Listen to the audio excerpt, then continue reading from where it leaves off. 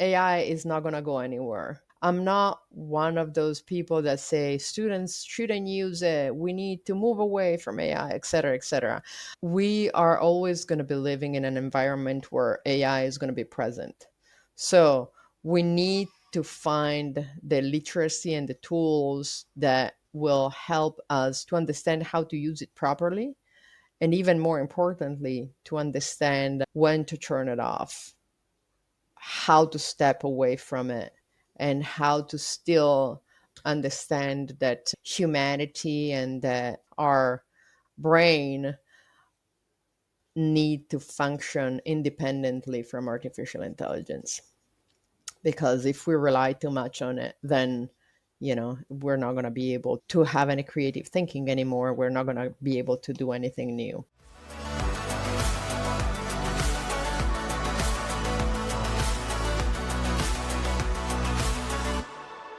So on today's show, we have a special guest, Dr. Federica Fornaciari. Welcome to the podcast. Could you please introduce yourself to the audience?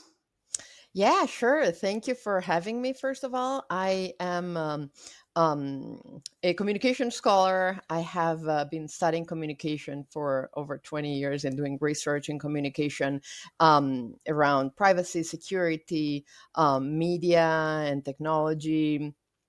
Media representation. I currently work at National University where I lead the Master in Strategic Communications. Um, we have a fully online offering there, and when I'm not teaching, my research again revolves around digital identity, artificial intelligence, privacy, media representation, and how all these topics intersect, all these areas and fields intersect in communication. Awesome. Sounds exciting. Yeah. And then you have such a rich, like, an interdisciplinary background. What originally drew you to the crossroad of media, technology, and communication? Yeah, it really started, I believe, with a deep interest in social justice and media representation. Going back, I grew up in Italy, and even as a teenager, I was struck by how women in politics were often discussed more for their looks than their ideas. Still today, in many media outlets. So, in a way, that was, I think, my first real media literacy moment where I didn't have a name for that back then, but that's what triggered my curiosity about how the media can shape what we see. They can shape who we trust, how we understand the world, and the language that we have to talk about it. And that curiosity, I guess, deepened when I started studying the intersection of media and technology, and when I started realizing how much power these tools can have, not just to represent reality, but to create it.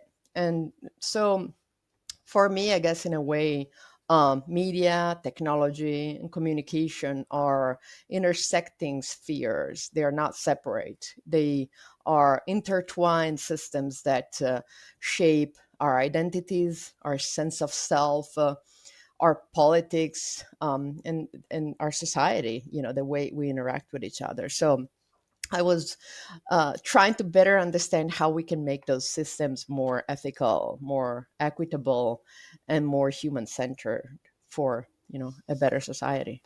We still haven't figured that out yet, I think. How your experience, like, across academia and media shaped the way that you understand today's tech-driven communication landscape?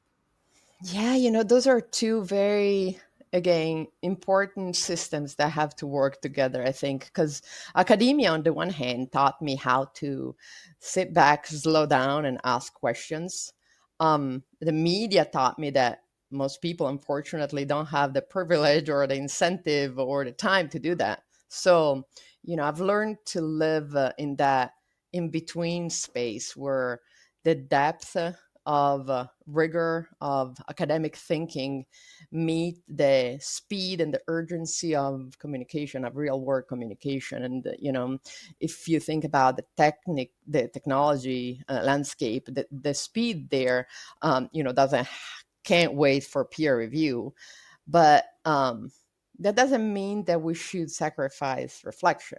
So what academia gave me is, I believe, a strong foundation, um, an ability to analyze systems, to recognize patterns, to understand the historical and ethical dimensions behind what might look like sudden innovation. And on the other hand, what media taught me is how we can translate those insights quickly and clearly, and in a way that resonates with a broader audience, right? So uh, if you see that big picture in that way, I think that one system without the other isn't enough. Um, and with my work, I really try to bridge that gap. I try to take that kind of thinking that happens in academia and make it useful to the fast moving conversations that happen in tech, in the media, in policy making, even. And in those realms, I think that the most meaningful insight doesn't come from the loudest headlines in the news or the newest tools. It's really coming from those people who ask the deeper questions, such as, who's being left out? What are the values embedded in these tools or in this conversation?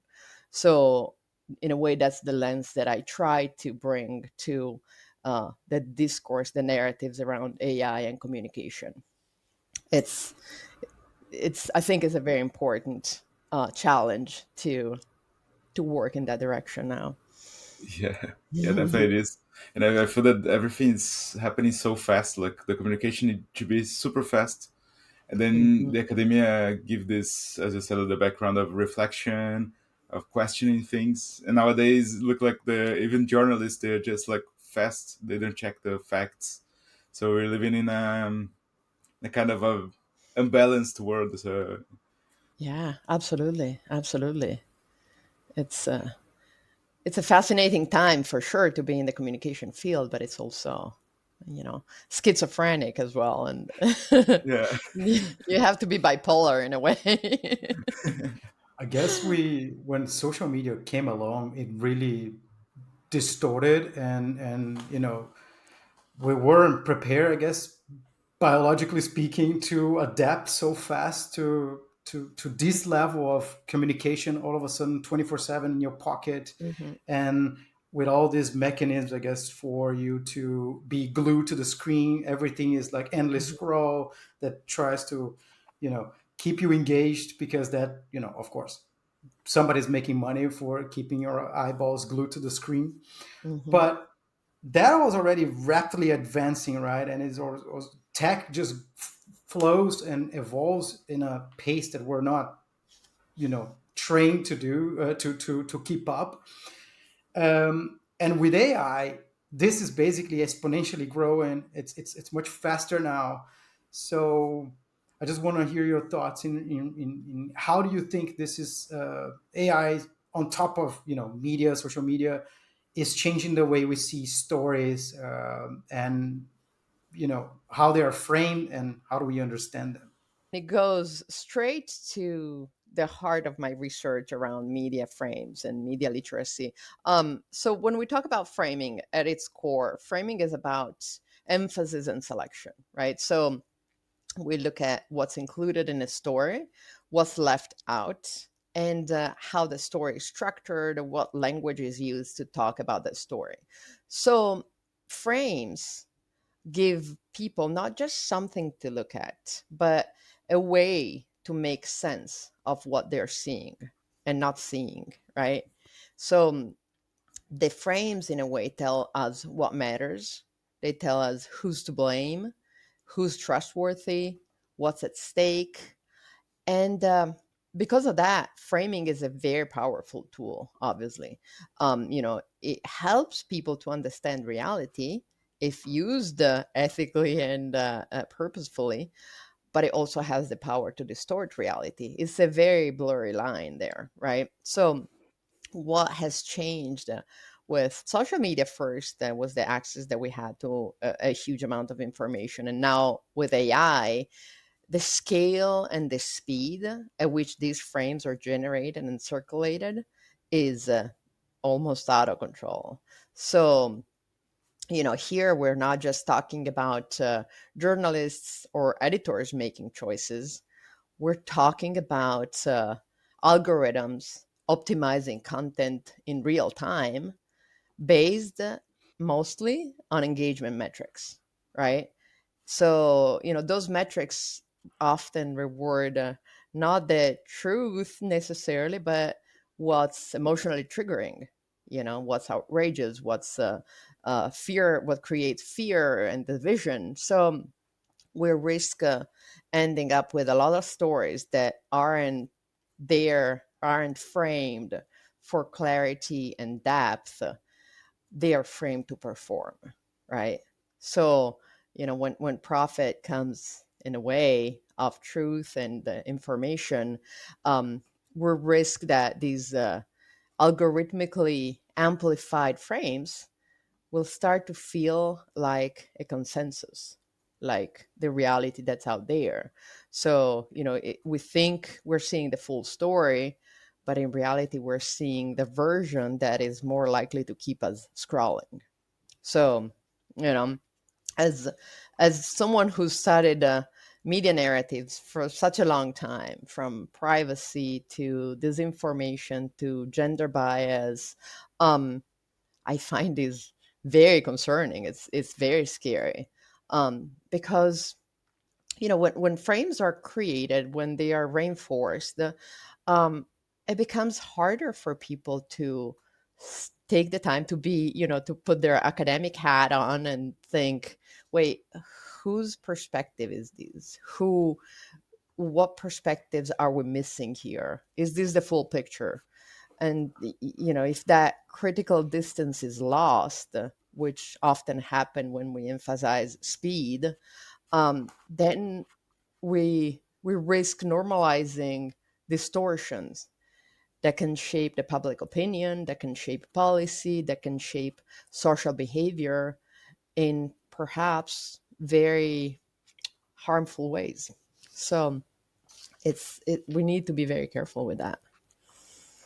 In that regards, do you see any AI tool that can help fact checking? Because I think this is, we're overwhelmed with information, like you mentioned, right? And there's basically you're already overwhelmed, barely any time to just go and I mean, I guess most people don't even fact check. So it is expected what they're getting had some sort of fact checking. But maybe we could use technology also on our on to try to mitigate some of this fake news and everything else that is manipulated, or all these constructed frames that we get impacted every day on social media, or like have you experienced any AI tool that can help with that? Yeah, I mean, it's a tricky environment because the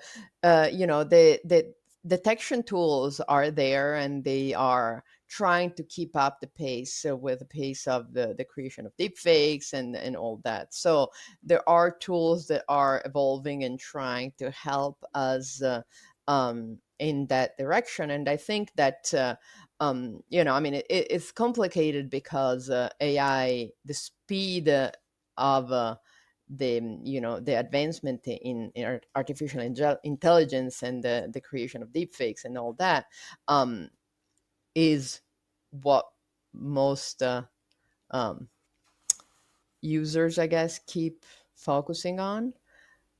We don't really have a strong ethical framework to think about the other component, the importance of these detection tools.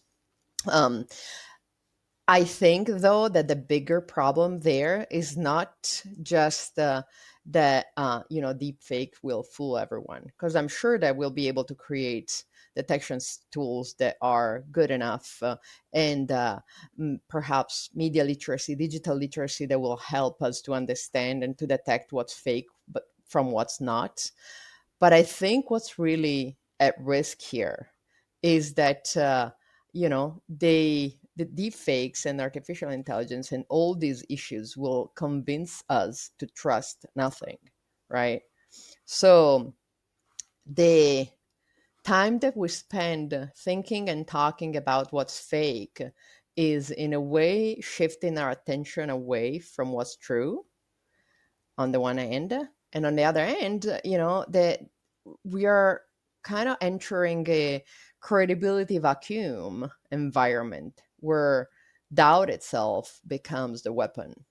So when any video can be faked, any real footage becomes suspicious. So we're not focusing on whether we can figure out whether that's true or not. We are really uh, putting trust at risk. And, so if you think about the foundational pillar of democracy, that's trust is right there. So public trust is what allows our institutions to function. It's what allows journalism to hold power accountable and citizens to engage meaningfully. So we can develop detection tools, but deep fakes threaten um, evidence itself, and they are not just distorting information; they are distorting belief. So if we're losing the ability to discern what's real or to believe that there is something real out there, then we're not going to be able to act collectively anymore, and it's we're losing the glue to our democratic system. So the detection tools are a band-aid, Hmm. but we need a foundational cure there. Just to double down a little bit on deep fakes, because I think we're just scratching the surface on how harmful Mhm.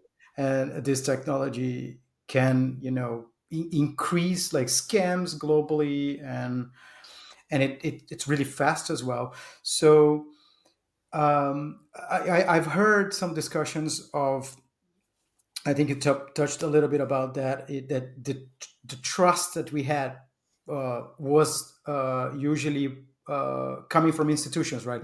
Government, uh, government, yeah, government bodies, or news articles, biggest new articles that you can trust in that information. So I've seen some people discussing that we're gonna reach a point, and I want your opinion on that, where everything, most, maybe 90% of everything is fake, or is trying to deceive you in some way, or trying to frame like a reality it doesn't exist, and you can't trust that we're kind of like, we need some solid institutions to actually give us that trust back. And I heard a lot of discussion, especially for fake photos, right? Because before, you could trust that, I don't know, the New York Times, for example, which is like a very, in theory, let's say, a very solid institution, that everything that goes on the cover of that newspaper, you should trust that they fact check, and then it can be sued if they actually write something or publish something that it's untrue, right, or that's not based on facts. But so maybe we're gonna. I don't know if it's gonna be the news that will take that mental. But what is your opinion in regards to that? How do we fight against deepfakes, and how we can regain trust in some institutions, or in somewhere, so we're not completely operating in in a state of fakes. Right. Yeah, I mean, that's a very complicated um situation and environment for sure, because um there is a lot of power and money involved in there, and the problem with the media is that they have to act quickly and publish to as quickly as possible in order to keep the attention. So when attention is really the what we're trading there is it's complex to ensure that we deliver information that's fact check, etc. So I think that very important directions are, well, to develop a more transparent media ecosystem. We need to hold the media accountable. We need to make our voices heard, asking for accountability. And we need more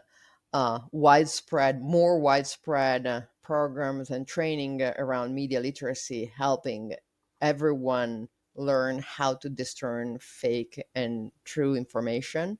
Um, but uh, I think that the focus should be on ethical training, on developing again a transparent media ecosystem where we know who's in charge and how the information has been developed, the information has been found, how who fact checked um, the information before delivering it. And I mean, we may sacrifice some speed there. We should embrace sacrificing speed. We don't need to be able to access information 24/7. I rather access truth than just constant information. It's So not healthy. It's not healthy to get, especially with the state of media these days, that everything that it's controversial will generate more clicks and it will surface in the algorithm like instantaneously. Like, and that by itself is, it's already coming with a harmful message because it's, like you mentioned before, is tapping into emotions. It mm, doesn't necessarily, it's conveying the truth, right? Maybe it is, but it might be a distorted version of that to generate more clicks and so on. So it's like it's a rigged system. mhm, I heard there was uh, what was the number? I think I've heard some people saying that 80% of the internet already is AI generated. So, which I think is a bit absurd, but I'm not totally. I mean, it with the rate of how you can create content with these things, and now that most of LLMs reached like a cap because they have been trained with the entire human knowledge, at least what is available online. They're already training synthetic data. So for them to evolve these models, in theory, you need more AI generated data. So I don't think it's that hard to believe, even though it's crazy that 80% of the internet could be online or AI generated. But thinking of that, how do you think that challenges originality and especially human creativity? Because we want to, at least we're trying to focus our content here in the podcast to be more within the creative fields, which are the fields that have been impacted like dramatically in the last couple of years with AI, right? So, what do you think about that? How do you think the AI generated content poses a challenge to originality and human creativity? oh, that's it keeps me up at night. That there's a growing risk, I believe, that we start mistaking output for insight, and that we conflate novelty with originality. um Generative AI, is incredibly good at pattern recognition and at remixing existing content into something that looks new, right? Maybe it can surprise some of the readers, it can surprise us at first, yes, but it cannot surprise itself. So, it doesn't grapple with ambiguity, with contradiction, with loss, with the uncertain.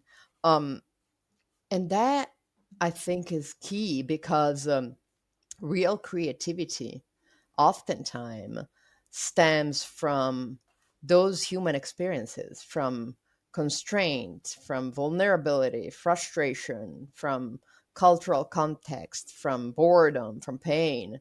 Um, so, it's not just about creating something new, right? Which AI can be great at, like something that looks new. It's about saying something that's insightful, something that's meaningful, something that um, is disruptive sometimes, and something that is situated in a lived perspective. Because AI doesn't yet have self to reflect from. So um, there is a flattening of expression. So content generated by AI um, follows or responds to the most statistically likely path, right? Which means that it's optimizing um, coherence, but doesn't leave room for disruption, for a paradigm shift. So, disruption is exactly where human creativity lives. And creativity is not about refinement and editing. It's about rupture. It's about taking a conceptual detour, about breaking patterns rather than following patterns, or else we'll hear and see and read the same story over and over again.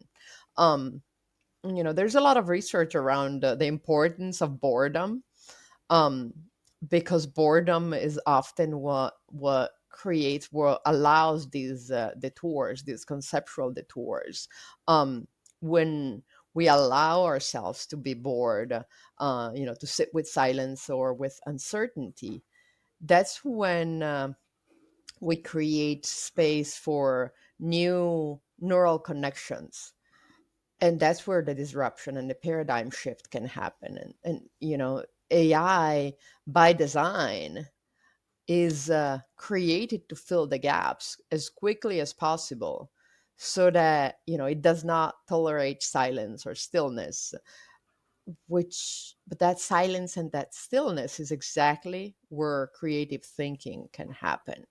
So it's the challenge, I believe, is to create that, to protect those creative spaces where the human element becomes essential, or is again essential, or used to as it used to be.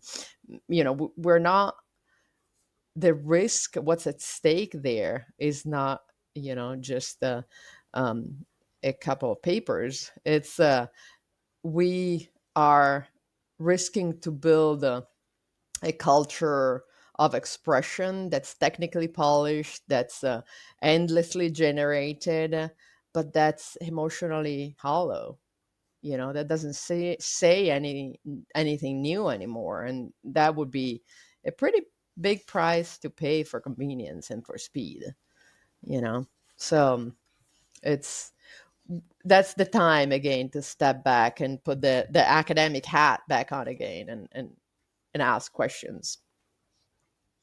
It's interesting that you said, like, in the moments that we are more relaxed and thinking about nothing, that creativity comes.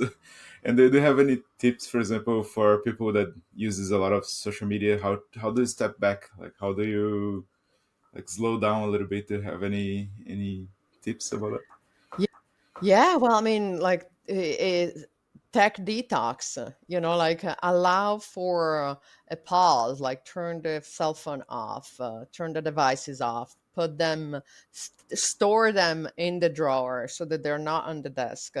Um, they're out of sight, and go for a walk, or allow ourselves to force ourselves, not allow, I guess, force ourselves to be away from any um, technological device, because that's exactly where creativity happened. And that was already a huge concern way before AI, with smartphones and with social media, that you know uh, deprive us from that ability to be with ourselves. And it's not just about creativity and about the creation of new neural connections when we're bored, but there's also like the ability to reflect on the self, the ability to develop the what we call the capacity for solitude, which is the ability to be with ourselves without ever feeling alone. So it's technology is definitely creating a society that's really fragile because we don't have the time to nurture our sense of self, and we don't have the time to nurture our creativity. Hey everyone, we noticed that a lot of people watching on YouTube are not subscribers. So it would help us a lot if you will click on the subscribe button down below. And for those who are listening to this episode, because we're also a podcast and we're everywhere, please leave us a review. It helps a lot to share our content and to multiply the audience. And we really, really appreciate it. It doesn't cost anything, it's free. Please leave us a review. Thank you. I think the classroom is not immune about this all these Mhm. issues. And how are you seeing like AI affect how students are learning, expressing themselves, and and doing the assignments? Oh, it's that's there's a lot there. It's let's say it's definitely a mixed bag. On the one hand, AI tools, I will give you that they can be helpful. They can, scaffold learning. They can offer feedback. They can help brainstorm if checked. Because we have to be very cautious. They We need to remember that those tools are built on data sets and algorithms that aren't always or ever neutral, and that reflect cultural, linguistic, and ideological biases, uh, often in ways that aren't immediately obvious to the users or ever obvious sometimes. So, um, when students do use AI or rely on AI for explanations or summaries, um, they may end up absorbing perspectives that, if we're lucky, they just lack nuances. But worse, they can be inaccurate, they can be biased, they can be discriminatory. So, AI can speed up access to information, but we need to ask, what kind of information are we accessing, right?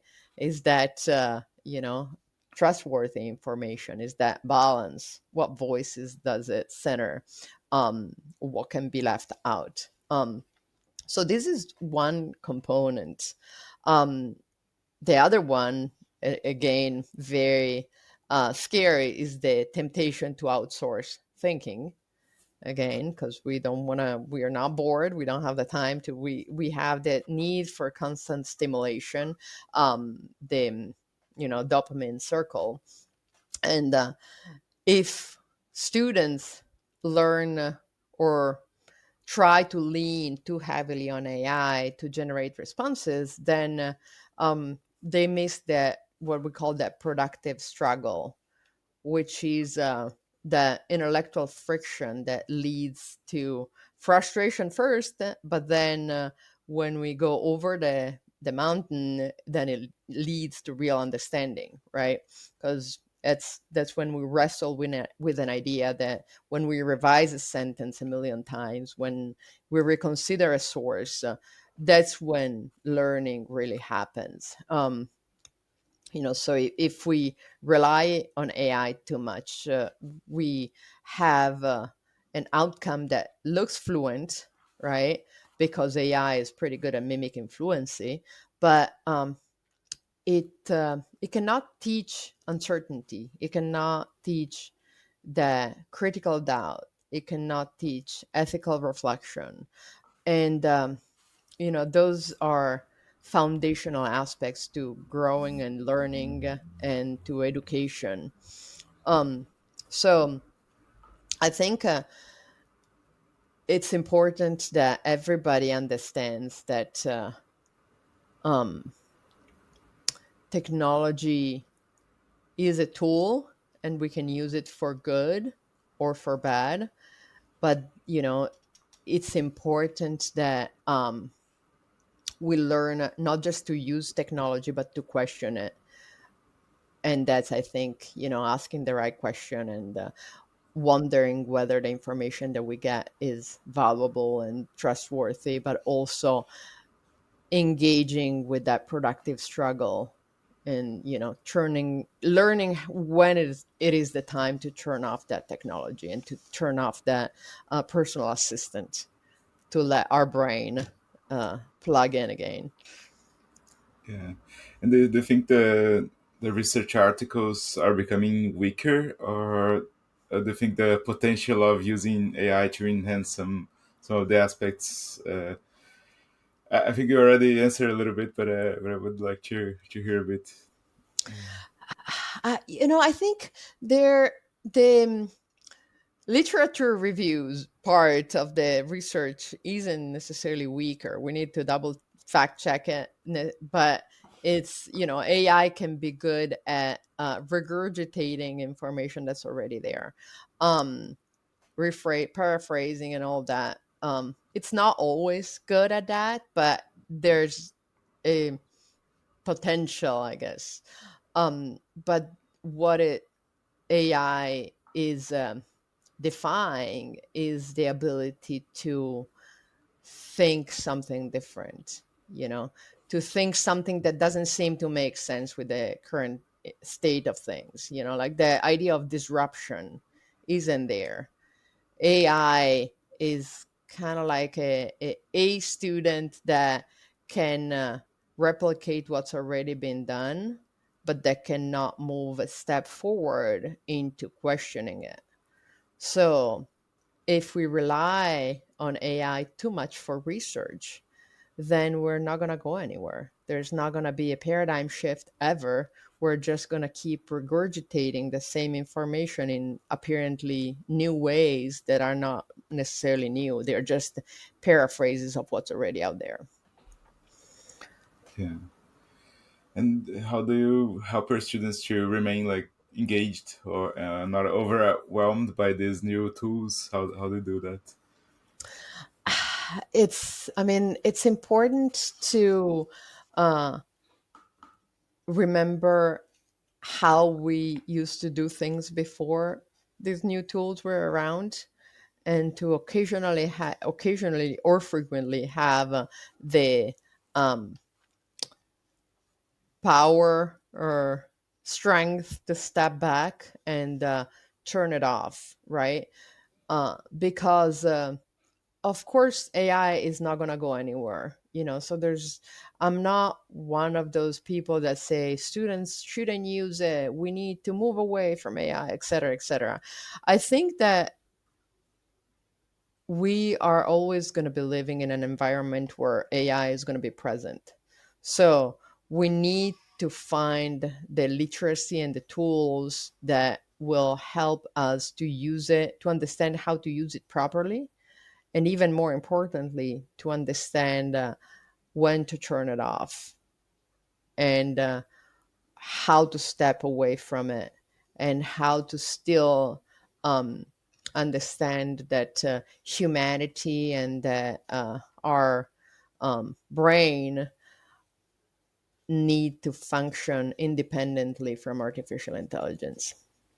Because if we rely too much on it, then it's we're not going to be able to have any creative thinking anymore. We're not going to be able to do anything new. We're just going to be performing something that's already been performed a million times.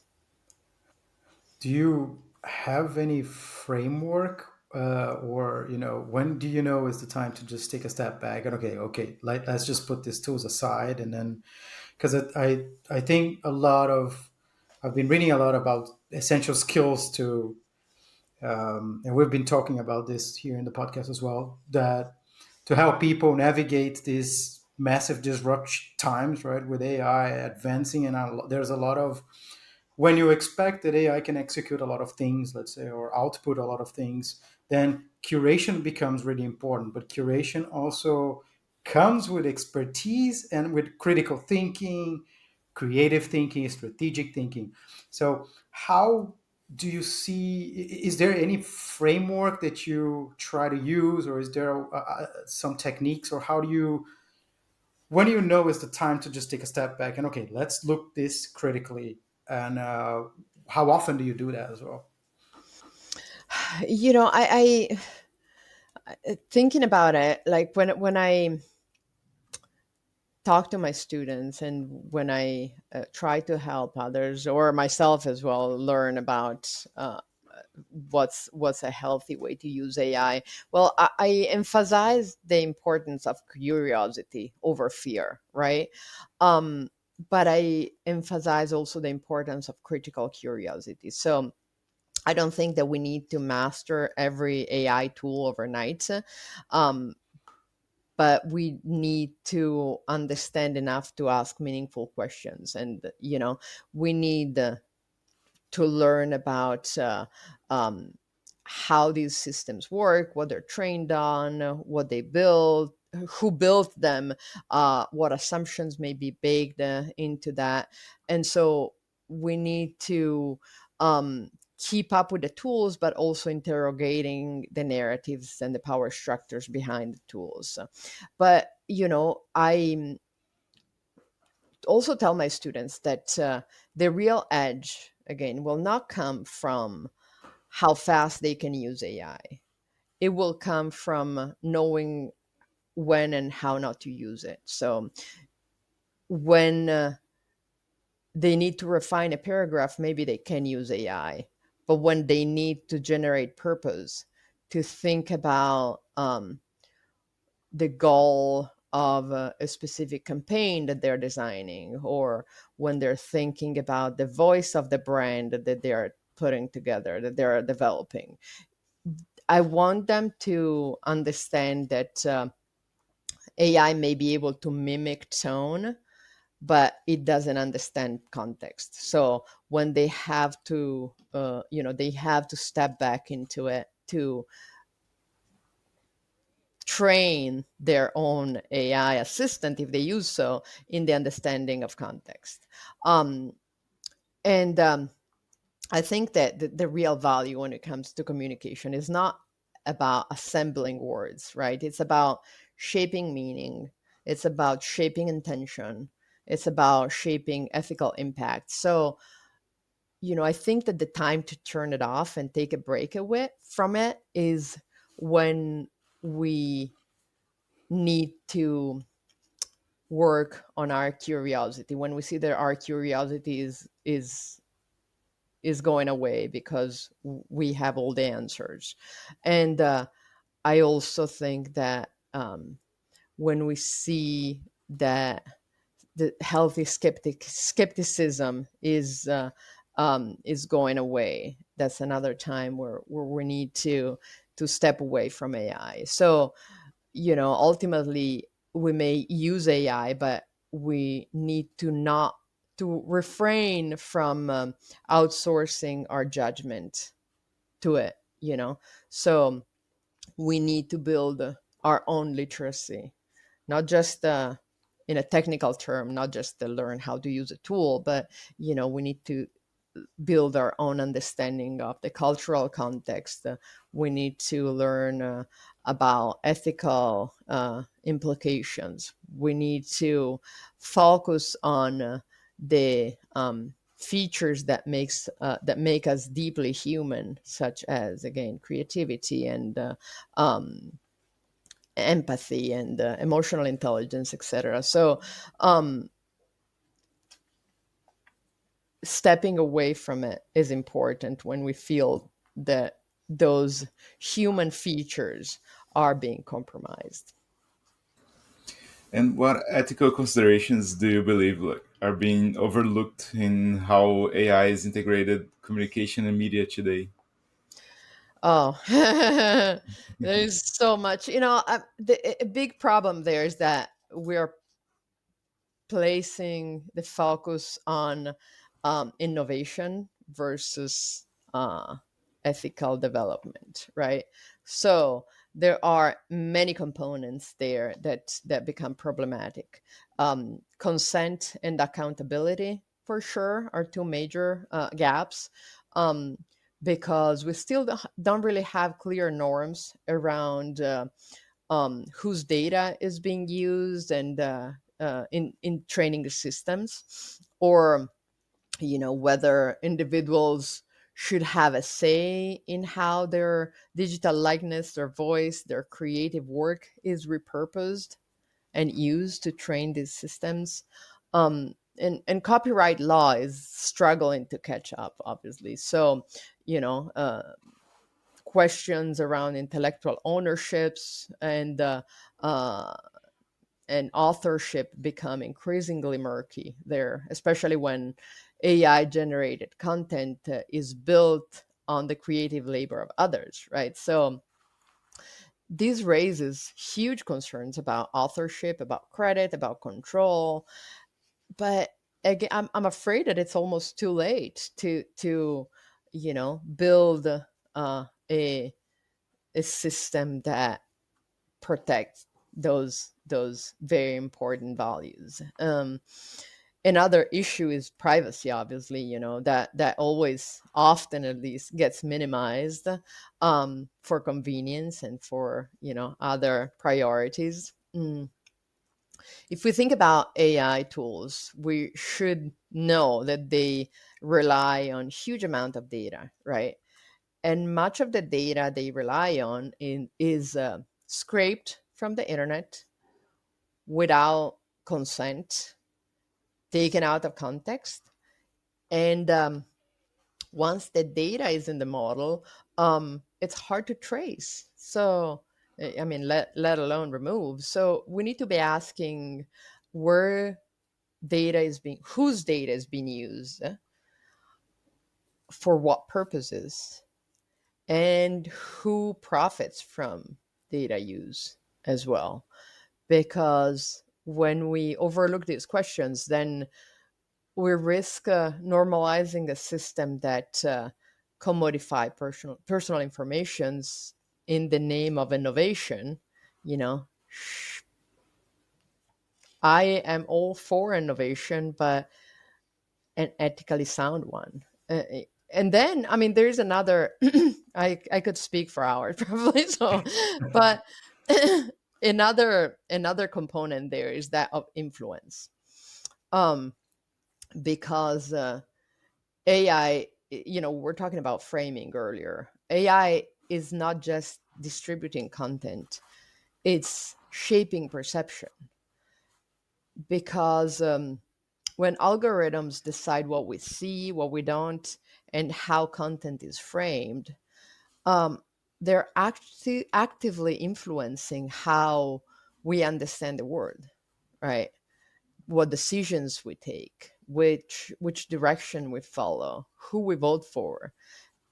There's a huge responsibility there, and yet we have largely outsourced that responsibility to opaque systems that are optimized for engagement, for profit, and for whatever creates likes or shares, or whatever draws the attention. um so we need to be honest, I think, as a society, about those trade-offs. And we need to be more intentional in how we design and govern these tools. What are the values that we build into the systems? Because it's that's going to be what the output is our society of tomorrow. So if you can think about one good way to use AI in communication and media, and one bad way, would be those two? So, I mean, one good way could be as a personal assistant in a way, right? So there is a lot of automated work that doesn't necessarily need a lot of thinking. and that our intern could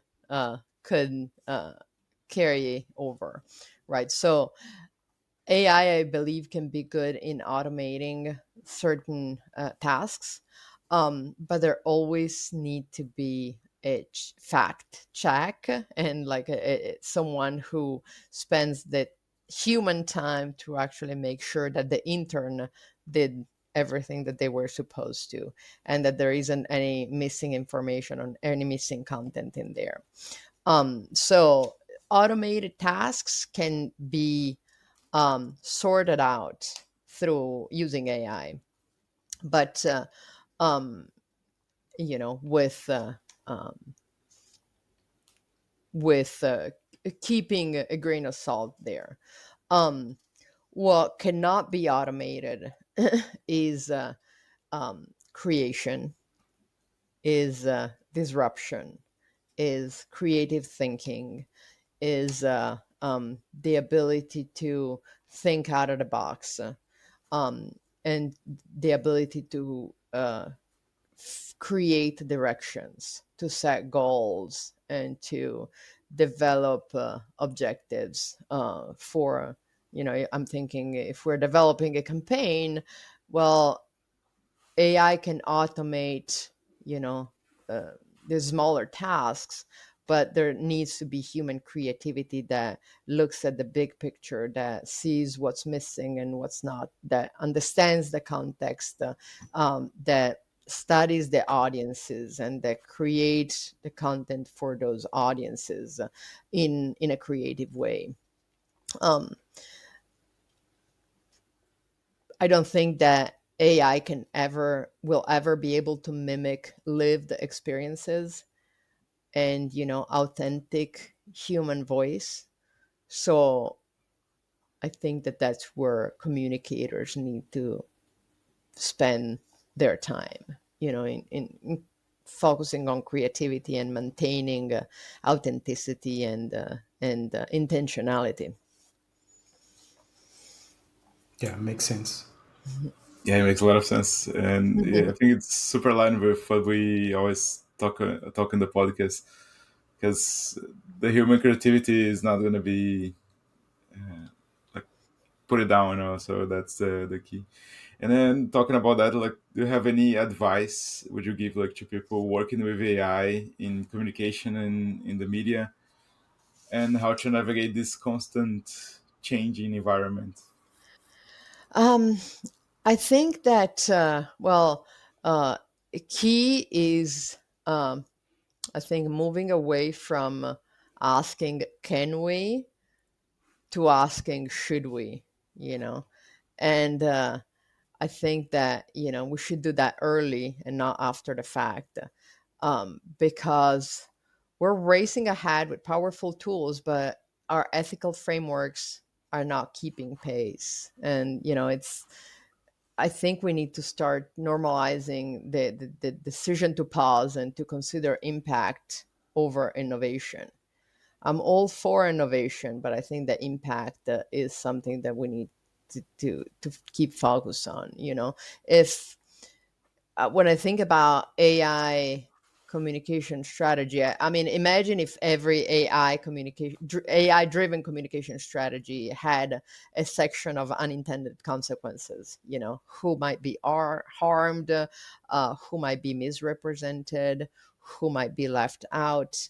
Um, so that kind of intentionality, I think, could reshape how we build and how we use these systems. And I think that to make that possible, we need to invest in ethical training and ethical thinking before innovation.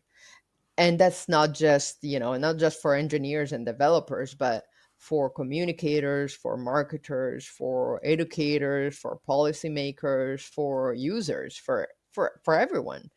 Everyone in shaping messages with artificial intelligence need to have a foundational understanding of bias, on privacy, of consent, digital responsibility. So I think that ethical literacy needs to be part of the skill set there, and not just a side note. Um, And if we work on that, I think that's how we can ensure, or at least try to ensure, that AI serves people rather than profit.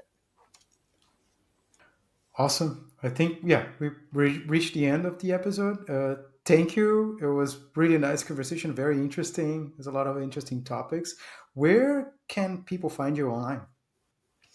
Well, I'm always I'm not very active on social media, but they can connect with me. They can find my profile at National University. Um, so I'm on their website. Um, I can share the information to the link. Again, I teach at the Master in Strategic Communications at National University, and I do research. I publish articles in different journals. Um, but I don't have a social media presence. That's because I step back from that. Makes Yeah. sense. Just you're not just you're actually acting on your advice as well. That's right. That's right. But I'm yeah, I'll share a link to the National University site where I can be found. There's my email, my phone number, everything is there. Yeah, Yeah, we can put it nice. on the show notes. Absolutely. You have a children's book, isn't it? So if you wanna share here, we can put the link on the show notes. So Yeah, yeah, I'll share that as well. Yeah. That was a fun project uh that took me away from academic thinking for a little bit and allow me to think visually, um, yeah, with a child's brain. It's a good advice as well to what is the activate book her. about? Yeah, It's about the power of discovery through adventure and traveling, um, and the ability to learn something new through the journey, and not just when you get there. nice. That's super important. Absolutely, absolutely. It's all about the journey, never about the Yeah, destination. yeah. We have That's the tendency of thinking, okay, when I reach that, that's the end, or I don't know, I'll be happy in that moment. And actually, the journey is the way, isn't it? So that's perfect. Yeah, yeah. That's, I have two young kids, and many people say that that's what children teach, to be in the present and to understand that the journey is really the output. nice. Great, Final, great. philosophical, a good philosophical way to end. Definitely. Thank you, Doctor, to be able to talk to us, and then was really nice. Thank you for having me. I love talking about these very important issues. If you enjoyed the show, please consider leaving a review on Apple Podcasts. It's free and helps us a lot. This way, it can help us also reach new listeners. Oh, and if you haven't already, don't forget to subscribe on your favorite podcast platform to stay up to date on our latest episodes. If you have any questions for us, reach out to us at hello@humanaixp.com or connect with us on Instagram. Thanks for listening. See you next week.